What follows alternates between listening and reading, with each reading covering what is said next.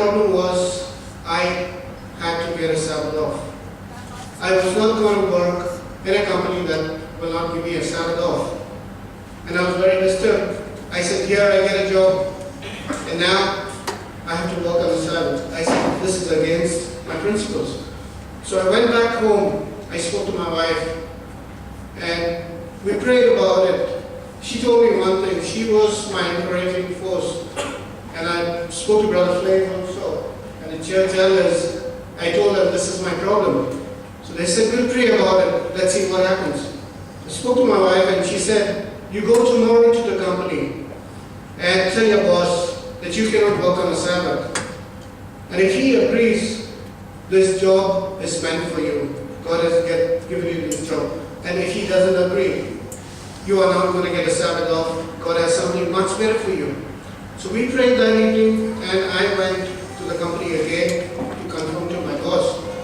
I went and I spoke to him. I said, I like your offer. I want to start my work as soon as possible, but I just have one problem. He said, what is it? I told him, I cannot work on a Saturday. He said, why? I told him, I go to church. But then he said, but I believe all the Christians go to church on a Sunday. I said, yes, I'm not like the other Christians. We don't go to church on a Sunday, but on a Saturday. And we have to worship because it's a holy day. So he talked for a minute and he said, and the company was basically working half day on Thursdays.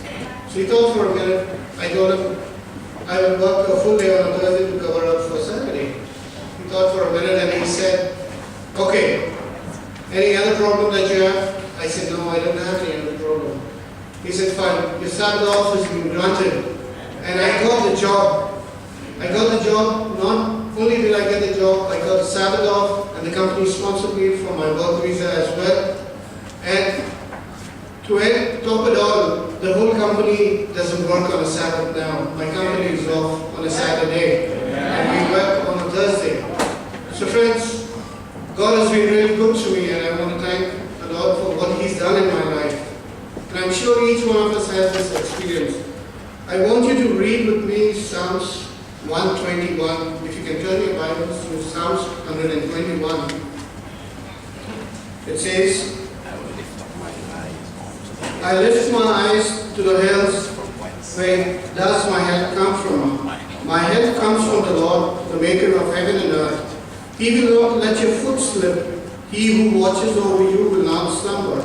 Indeed, he who watches over Israel will neither slumber nor sleep.